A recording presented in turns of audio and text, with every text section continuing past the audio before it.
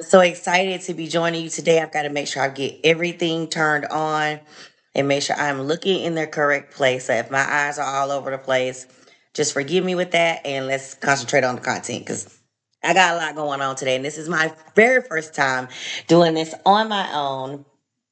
So we're going to record on one end and we're going to record on this end and we're going to hopefully get it all done. Um, and be able to get this episode out. So, welcome, welcome, welcome to this episode of Stir Up the Gift. I am your host, Nikisha K.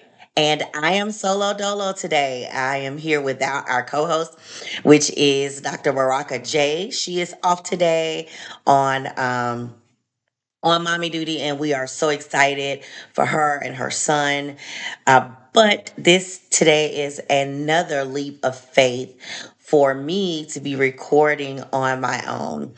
So, there is a difference when you have a partner, and we thank God for all those who stand in partnership with Stir Up the Gift, as well as with myself and Dr. Baraka J and everything that God has placed on our hearts to do. And as my daughter would say, to do all the things that God has purposed us to do. And shameless plug, depending on when you are listening to this, Stir Up the Gift will be having a live broadcast in person where we'll be talking about time. And everything we'll do up until then will be leading up to that broadcast where we'll talk about time and the fact that it waits for no one. However, today we have a very special podcast for you episode. And if I had to name this episode, and I will, today I'm going to call it Healing Heart. And on this journey we'll take today is this is a journey about grief and the hope that can come out of those places of grief. Today we're going to discuss all the stages of grief and how even in our darkest places we can find hope and we can find light, and we are going to use some biblical examples. Hope that once you all listen at this podcast, you'll send back questions and we'll be able to discuss those, and we'll be able to look at the comments, and from there maybe have a follow up to talking about grief, because grief is what I have found a lifelong process. Um, in each and all of its stages, grief is not something we ever get over. We don't ever come out of.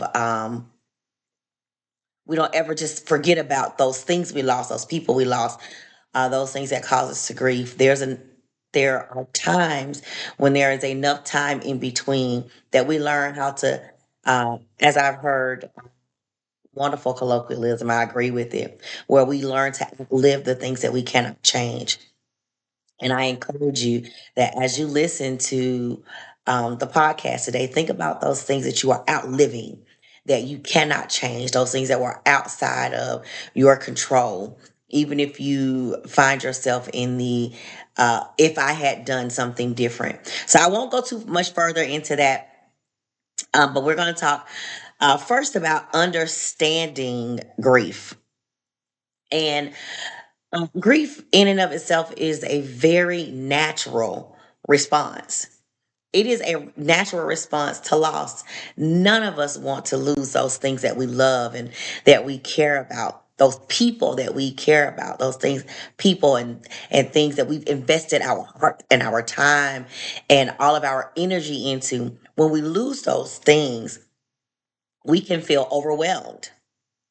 We can feel a sense of emptiness and a sense of, I don't know what to do now. And those are one of the beginning stages of our grief. There are a lot of studies and a lot of models, and they identify what are the five stages of grief. And I know that once I give you these five, if you're like me, you're going to say, wait a minute, there are so many more stages to grief. And you know what? You're right. There are. But even in that, we're just going to talk about these five today.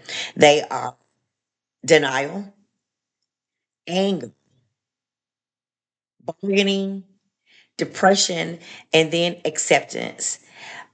These stages are not linear by any means. They don't happen in succession, one after the other. Uh, it can be a natural ebb and flow. Uh, you may start at anger and move to acceptance. You may start at denial and move to depression. And you may go into these things once or twice or 4 or 5 times or one time in a cycle of grief on your way to hope, and then leading from hope to grief again, because grief again is a continuous cycle. But I'm going to give you an example later on in the podcast of how God can really really heal you to a place where those things will not seem like they are gone, but he gives you such a wonderful opportunity to be able to move forward and to move on in life and not be bound by the things that we have lost.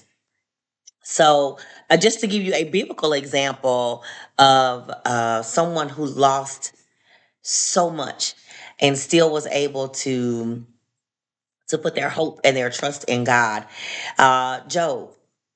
We know the story. If you don't, Job is if you're finding it and you're wondering what we're talking about, Job is one of the books of the Bible in the Old Testament. It talks about a man named Job. And in the book of Job, since the devil was seeking, moving to and fro, wondering what kind of mischief he could cause in the earth.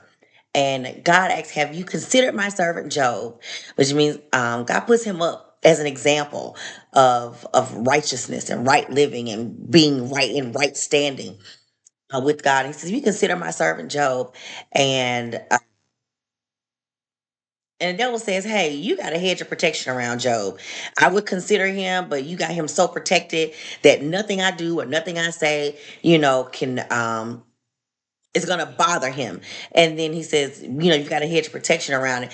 If you take that hedge off, he'll curse you." And at that point, God knowing the character of Job and just knowing what Job's heart was, the Lord removed the hedge from around Job. And Job went through seasons of loss and grief. And initially, he was in denial and questioning why such terrible things would happen to him. And we find ourselves in those same situations when things happen to us. We want to know why. Why is this happening to me? I'm a woman of God. I'm a man of God. God, I love you with all my heart. I try to do right. I try to do right by people. I try to do right by things. I'm not cheating anybody. I'm not stealing any money. I'm living and doing the best I can. The best that I know how to do. And why is this happening to me? But even in all his whys and even through his anguish, Job lost his children. Job lost his stocks, and when I say stocks, his livestock. Job was so sick, the flesh was coming off his bones. He was just in a very, very, very diverse or dry, horrible situation. But yet, through all of his anguish, he ultimately accepted what was the will of God and believed in the sovereignty of God. He reminded us, naked did I come into this world, naked will I leave. Though he slay me, yet will I continue to trust him. You know, in my all of my life, in my appointed time, I will wait until my change come.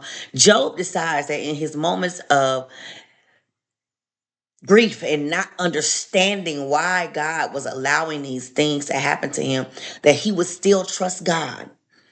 He believed in the sovereignness of God, that God knows what he's doing, that as we say, God is too wise to make a mistake, that there is no failure in him, that he can do what he wants to, when he wants to, how he wants to, as Derek always says at best, that God is just sovereign. And Job believed in that. And nothing that happened to him, none of his circumstances, caused Job to turn away from God.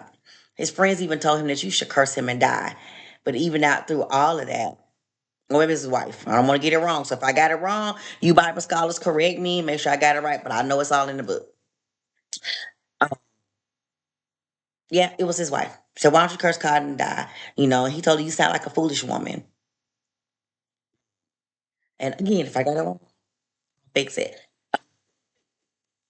No, but seriously, everyone wanted to know what Job had done to to put himself in such a horrible situation, and why they felt like God had turned his back on Job. And Job held on to his faith. And even in that, he didn't understand, but he believed God.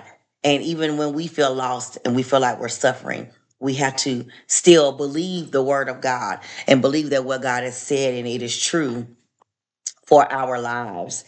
And and then we go into our second stage. It is the reality of denial. Denial is a serious thing. It is often the first reaction to loss. I can't believe this happened. This can't be true. It is our mind and our heart's defense mechanism. It is our way of protecting ourselves from the most hurtful things. It helps us to absorb the shock, or the initial shock of death, the initial shock of loss, the initial shock of the situation that will send us into grief. In Genesis, Joseph's brothers denied their actions. Joseph brothers threw him in a pit. They said they were going to tell their father that he was dead. And although he wasn't dead, then they sold him off, just like livestock. They sold him off and told his father that they were dead. And then they were in denial, in denial that their actions uh, were so hurtful and so harmful, as if them denying what they did in order to set up this grief for their father, or bring their father to this grief, would their denial would change what they had already done. You can't deny your way out of something you've done or something that has happened to us, because it's not always something we done. Some of those things are outside of our control. Denial, the reality that something horrible or something bad has happened. The brothers lived. Joseph's brother had to live with the guilt and denial until um, they were confronted with their past. The story of Joseph illustrates that denial can prolong our suffering, yet it is a part of the healing process. They denied for years what they had done to Joseph. They said that Joseph was dead, but yet in the end, they had to go to the king's house. And who did they see? Who did they find but Joseph, alive and well, with love in his heart for his brothers and the abilities to sustain them in the time of famine? So, um, even though they were in denial, they had to live with that guilt. And even though we're in denial, we have to live with that loss, whatever that grief is, whatever that thing, that person, that situation that has caused us heartache. We have to live with that, and no amount of denying that it has happened will change the circumstance. And we have to remember that. I have a saying that I always say: if I'm gonna lie to anybody, it's not gonna be to me. I'm gonna be true to me and true to myself, as true as I can. It can't be. When I find out that I'm not being true to Keisha, I'm going to be turn around, repent, and be true to me. Because only when I am truthful, only when I can admit those things that I have done that have put myself in situations, can I be healed. Can we move on to those things? And there are some misconceptions when it comes to grief. And some of those misconceptions, and we're just on point number two, but some of those misconceptions are that time heals all wounds. Time does not heal all wounds. Time can help it ease the pain. It doesn't necessarily heal our wounds. It gives us enough time between the time that something happened to the present time for us to go on a journey of healing, for us to assess within ourselves and reconcile within ourselves the varying significances of the situation that we lost, the people that we lost, or the things that we lost. So, no, time does not heal all wounds. Another misconception, again, is that you should move on quickly. If you just forget about it, um, I know we just gonna keep it 100 because, as my friend Sophia always says, we gonna keep it salty and lit. When you lose love, let's just say heartbreak, and when we're grieving over that heartbreak, when I was younger, I would always hear the best way to get over a man is to get under a new man. It's horrible, horrible advice. Such horrible advice from people, but I can so remember thinking that the way to get over this heartbreak is just to get me another one. To never live in the disappointment or the loss of what you thought would be and could be and what was. Um, to never be able to sit in that and reconcile that with yourself because everybody was pushing you to move on, get another man. It's there are 100 fish in the sea. Yes, they are, but I've got to reconcile what happened with this fish so that I can move on. So when I pick up a new fish, then then that fish won't be like all the other fish. If I picked up blue fish and I really should be picking up orange fish, then I don't want to pick up red fish. Y'all heard my little homage to Dr. Seuss. Yes, I know bluefish, redfish, greenfish, fruitfish. Uh, okay, okay, okay. But um, there's no time limit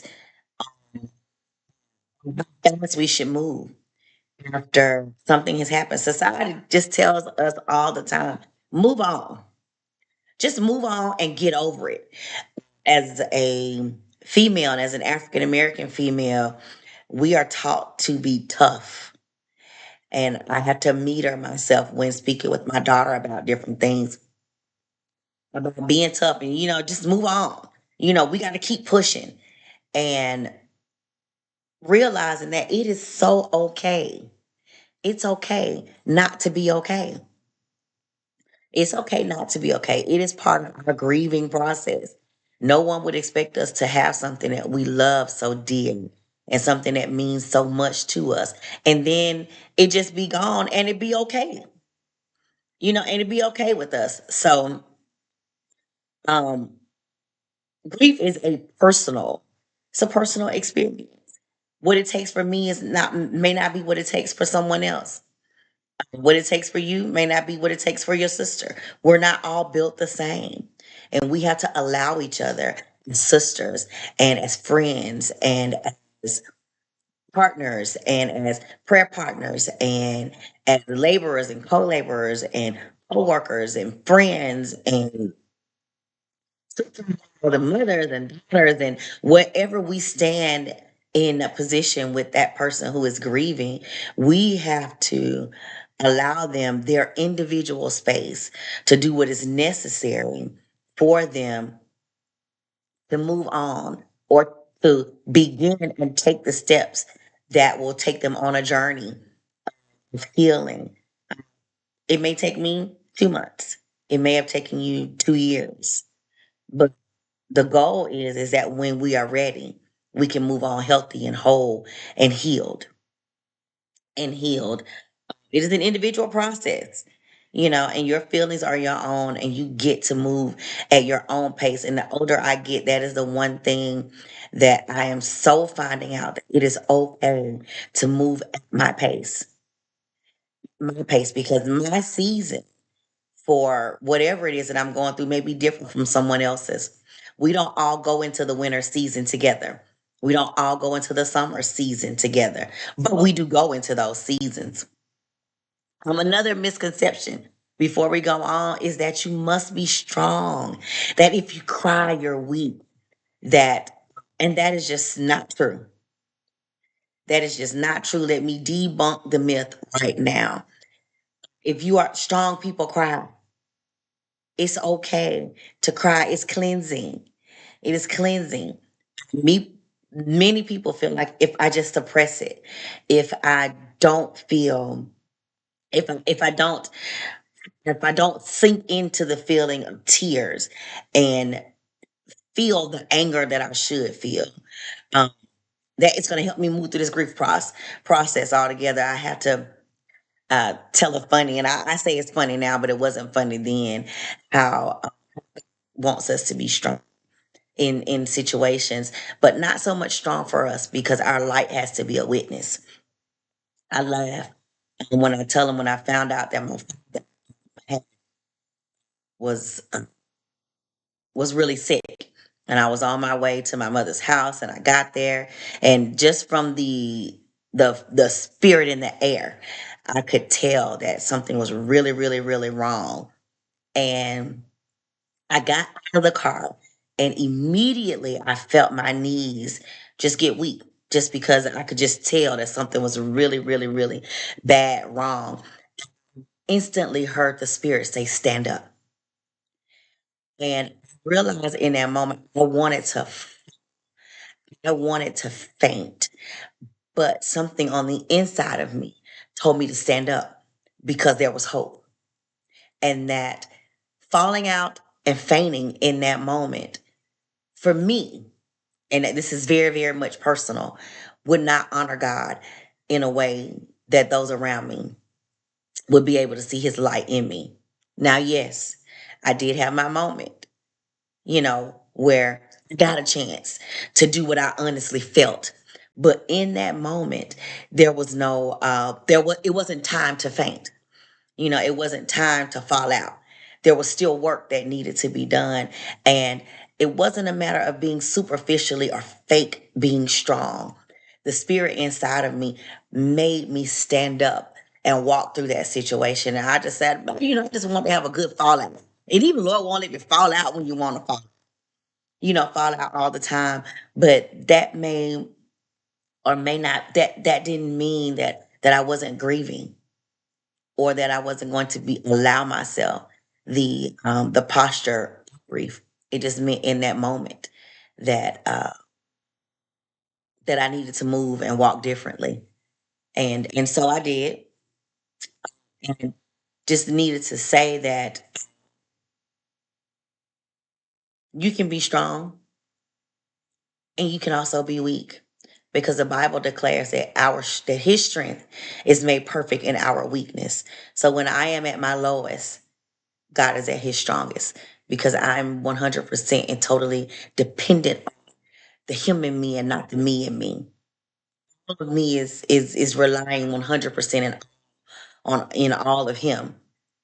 And I honestly want to be weak daily so that God's strength can can manifest in my life. I need him to be the strongest, because I will make myself small so that he can be big, because I want his light to shine in me and through me to everyone I meet. Even as we're going on this journey, we're all going to grieve. Another misconception, and then we're going to move on a little bit forward, is that grief only comes in death. Yes, we grieve when those that we love or those that we knew, those that we had relationship with die. But death is a common trigger for grief.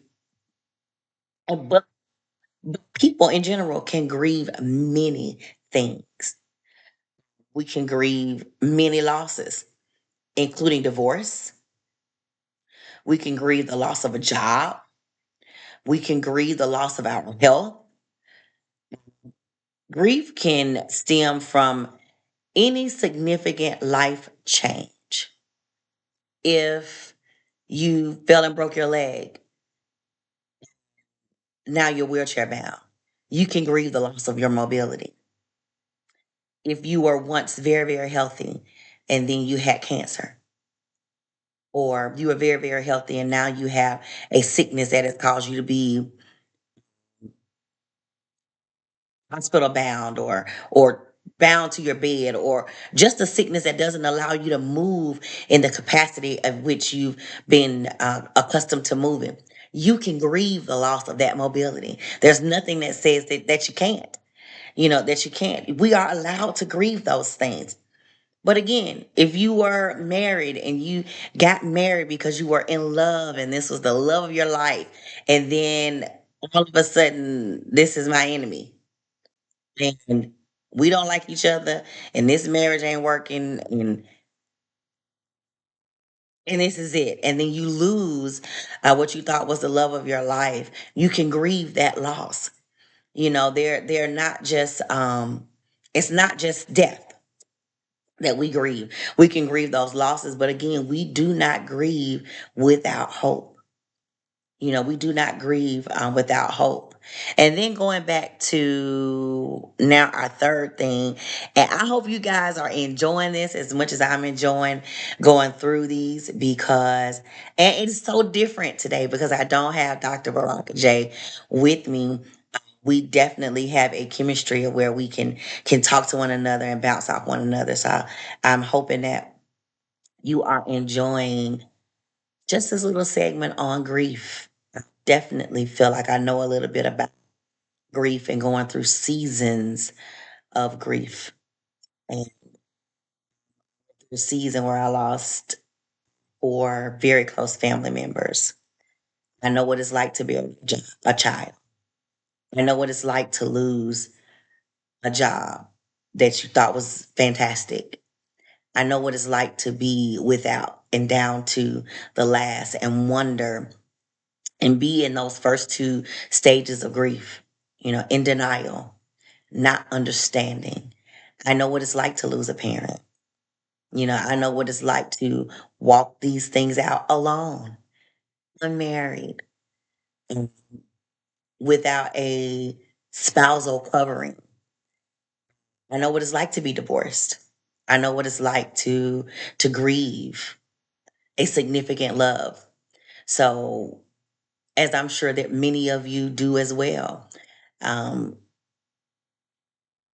the loss of hopes and dreams and things that you thought could be and would be. I know what it's like to grieve those things, but I also know what it's like to have hope. I also know what it's like to live again, to love again, to have space and time where those people that I lost, I can think about them now in seasons and smile, and not be so saddened by their loss that I don't forget what I was granted, which was time with them, and for them to pour into me or just to be a part of my life and give me some things that I could never get. I buried my infant son, and there's no grief is different from the other for a parent who has to bury their child, and because you lose, with that seed dies the hopes and the dreams for what could be and what would be.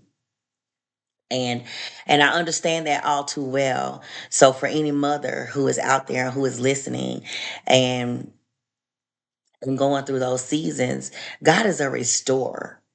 Just want to tell you that He will restore your heart. He is a healer. He wants to mend every place where you hurt, and we have to be open enough to take those things to Him, even in our grief, in our anger, in our denial, in our not understanding. God is so available to us. And we're going to talk about anger for a minute, because when we lose things, we are mad at the world. If it's a loss between 2 people who love each other, or then you're mad at the other person. You don't understand how you got there. You're mad because inevitably the situation always feels like one person has an up on the other. Um, Even if it's in death, you're angry if your spouse left you. It's okay. Believe in Jesus in therapy. I am not a licensed therapist. I am just talking now as someone who, number one, believes and trusts the word of God, and number two, knows 100% what it's like to grieve and time begin to pass by and you not know how to get yourself out of the low place and have to depend on God to lift you out of that place and show you his sovereign will for your life, and that this is a journey that you're going to go through. And I know what it's like to be angry. Anger is a normal, Jesus was angry, but his word also says that we could be angry, but sin not. You know, don't put ourselves in a position where our anger can cause us to do the unthinkable. Anger is a normal part of grief. It can arise from feeling abandoned or betrayed. If you lost a job that you just love, you poured your heart out into that job. And then they came one day and said, hey, your services are no longer needed. You feel betrayed. I didn't go on vacation because I really wanted to prove myself at this job. I didn't go with my girlfriends. I didn't go on the girls' weekend. I didn't go on the guys' fishing trip. I didn't go to my daughter's recital. I didn't go to my mother's birthday because I had to work. And I put everything into this job and being able to provide for my family. You feel betrayed. And again, that is something that is outside of your control. You can't control that. We feel angry sometimes about the things that we cannot control. And we express that anger in so many different ways. Most of the time we're angry at the people who are still in our lives that have nothing to do with what's going on in our lives. And so with that, we have to be okay with being angry, but not sinning and mistreating our brothers and our sisters. We feel abandoned. If you live your life 40 or 50 years or even 2 or 3 years with someone and the marriage is gone, the relationship is done, the person dies, the person moves on, whatever happened, we feel abandoned. Why did you leave me? As if some of them, they had a choice. They didn't have a choice. They didn't have a choice of when it was their time, when their time was up here on earth with us. They didn't have a time or choice in the matter. And we feel angry. And I came today to tell you it's okay to be angry. Be true to yourself. Admit that you're angry. One of the things I learned in therapy when my son passed was journaling. It was it was a wonderful place where I could tangibly put my hand on somebody and something and say that I was mad, that I was angry, that I was disappointed, and no one would judge me. I did that in my prayer closet. I did that in my secret place. I told God exactly how I felt, but I was able to tell my therapist as well. Tips and tools to be able to help me when I felt the angriest so that I didn't continue to take it out on the people around me. That they got a good version of me and not so much the healed. And I walked through the seasons so that I can move from broken to healed to whole. And just to bring it back to a biblical example, we're going to use Moses as our example. Moses expressed his anger when he saw the Israelites worshiping the golden calves. He went up to get instructions from God, and here they are. They done took off the earrings and melted them down. And they worshiping the idol God, and God has done all these things for them. He brought them out of Egypt and across the Red Sea on dry land, and He's fed them with manna, and He's done all these things. And here they go, going back to the thing that going back and turn their back away from God. And that's how we do when we're in grief, when we're grieving. And when we're in denial, we tend to not run to him, we run from him. And those that are laboring with us, we find that Moses got angry. His anger reflected his deep love for the people, and for God. He was angry. How dare you do that when God is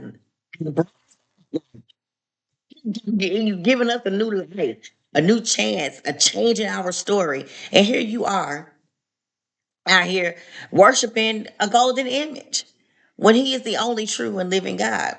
And this shows that anger can lead us to confront the issues at hand and call for change, pushing us toward healing. Anger can help us heal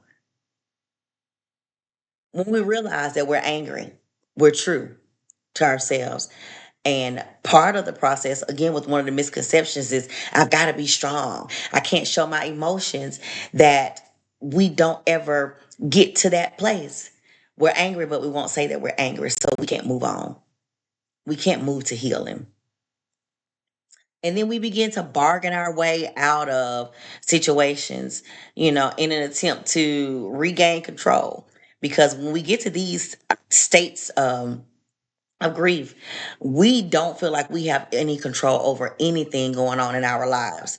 You know, control of what? The only thing is whether I get up in the morning and go to bed at night. And when you realize that you don't even, have control over that, you just feel like, everything is going on. Everything is going on. Excuse me, guys. Itching a little bit. You know, you begin to do the if statements. Um, If only I had gotten to the hospital in time. If only I had been better. If only I had been enough. We begin to doubt ourselves, and we fall into a place of self pity, and we begin to, if I did this, if I had done something different, if I had come to work and worked a little bit harder, if I had loved a little bit more, if I had taken them to the doctor the first time, as in the words of my dad, if it was a fifth, we'd all be rich,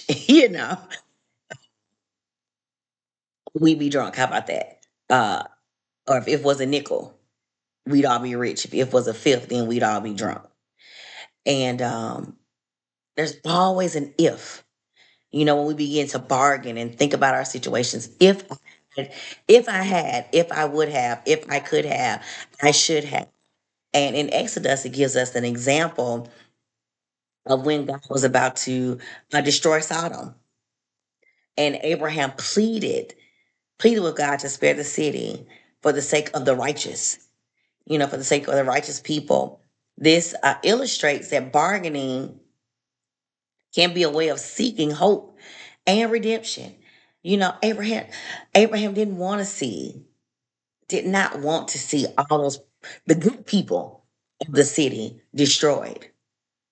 You know, and he was holding on to hope that there could be some type of redemption, that they all would not have to perish, emphasizing, our desire for restoration. There's got to be some people in that place that love God, you know, and when we're angry and we're going to our if, we want to move into a place of hope and redemption, knowing that we did everything that we could have. And that again, that it was the sovereign will of God that these things happen. And that not only is he wise enough to take us through to them, he is loving and kind enough and faithful to perform his word over our lives to take us through the valley and through those things and through those seasons of grief, to bring us out into a wealthy place, into a happy place, into a whole and a healed place, to where then we can find acceptance, which is our number 5. Acceptance, where we can find acceptance and hope for what is, hope for what could be, hope for what is to come. Acceptance doesn't mean that we forget. So often, and this is in grieving the loss of a loved one, once we feel like we can move to a new place, we begin to feel sad or saddened by the fact that we or feel guilty. We feel guilty in a sense for moving on without them, for moving on without that person, or for moving on and being happy. And we want to acceptance just doesn't mean we forget. Acceptance just means we acknowledge the loss while finding a way to live with it. One of my favorite movies is Eat, Pray, Love.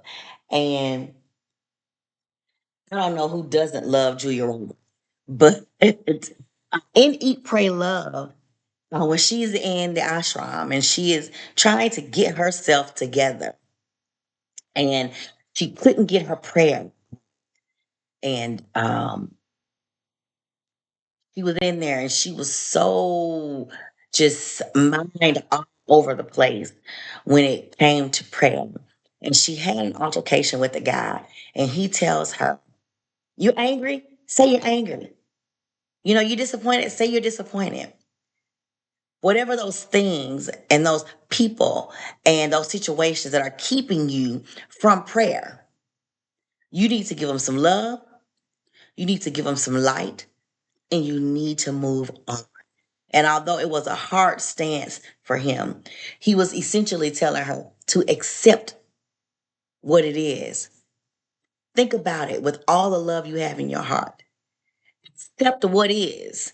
Accept what is present. Accept what you see. Accept what is in front of you, what you have full knowledge of.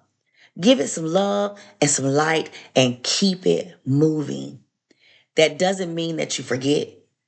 That doesn't mean that you don't care.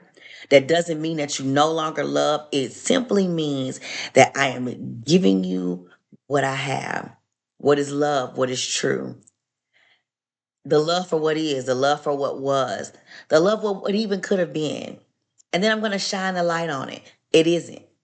I am accepting of where we are. I am accepting of where we are in this place and where we are in this season and where I am. Whatever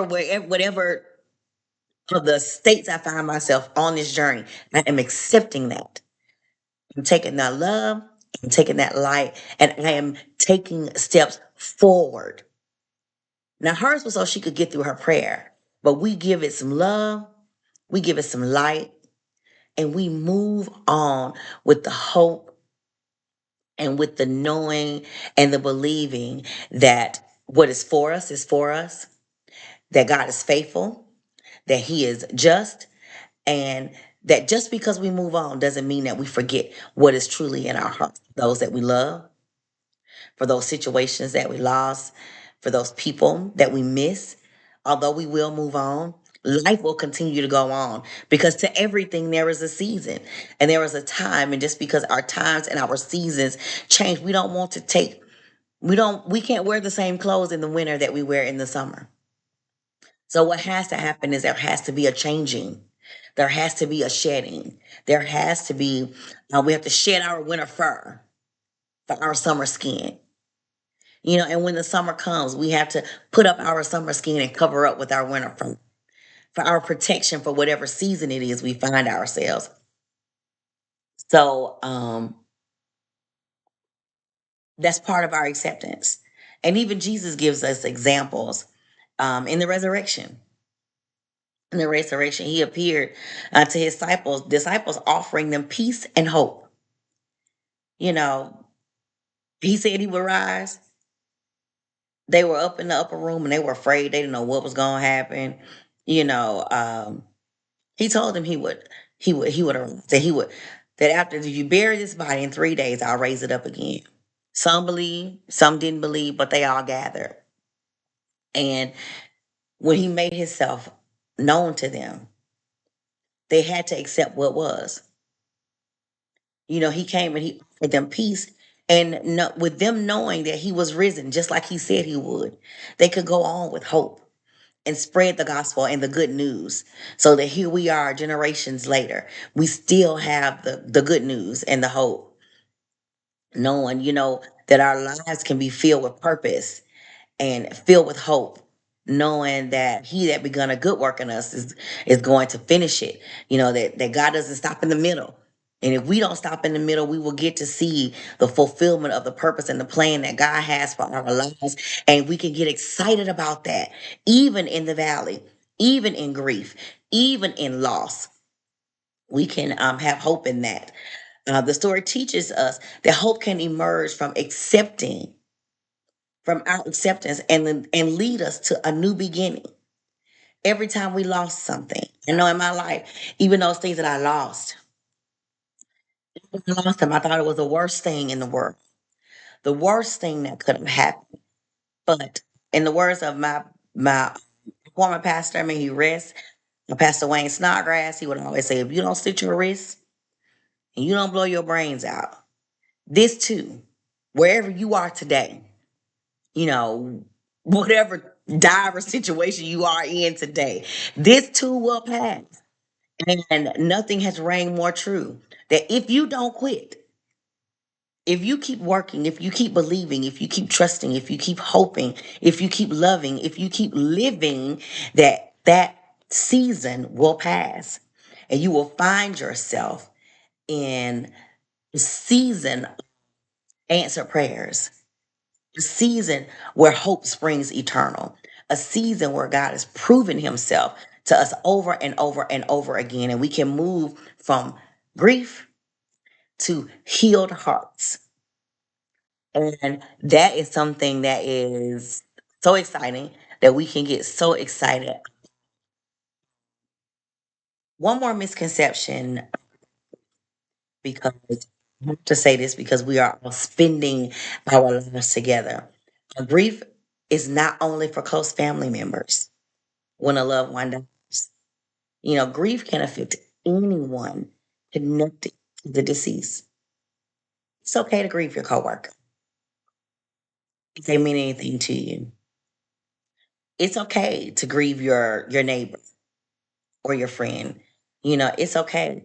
We may experience many acquaintances. It's okay to grieve your classmate. You all had a history together and a friendship together, and it is okay to grieve that. But again, we don't grieve like those with no hope. We believe that to be absent from the body is to be present with God. And if we have offered Him to those that we love and they have accepted Him, then we look forward to that day where we're all in heaven and we're singing and we're rejoicing and we're praising God forever and evermore. And so, but while we're here on earth, our hearts will be made to grieve. That is part of the circle of life. But even in our grief, we don't grieve without hope.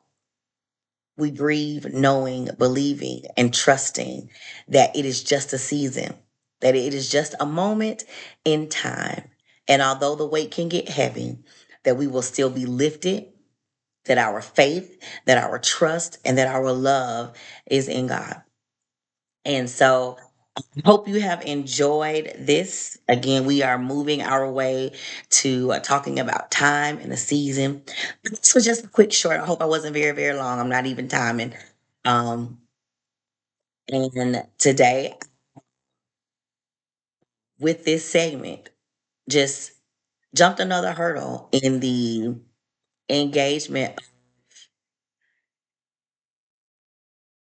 being the best me that I can be, and allowing my faith to outweigh my fear. So thank you guys for listening. And this has been your episode of Healing Hearts. And as always, I encourage you to stir it up. We hope you have enjoyed this segment. Again, thank you for joining us today. Remember, it's okay to grieve. It is okay to hope. Until next time, when I hope to have Dr. Baraka J back, and we do have a special guest planned, and we're going to talk about all the things we saw at homecoming. We're going to stir it up, and we're going to talk about from hot girl to holy. And I hope you guys will enjoy that as well in our podcast. So as always, stir it up.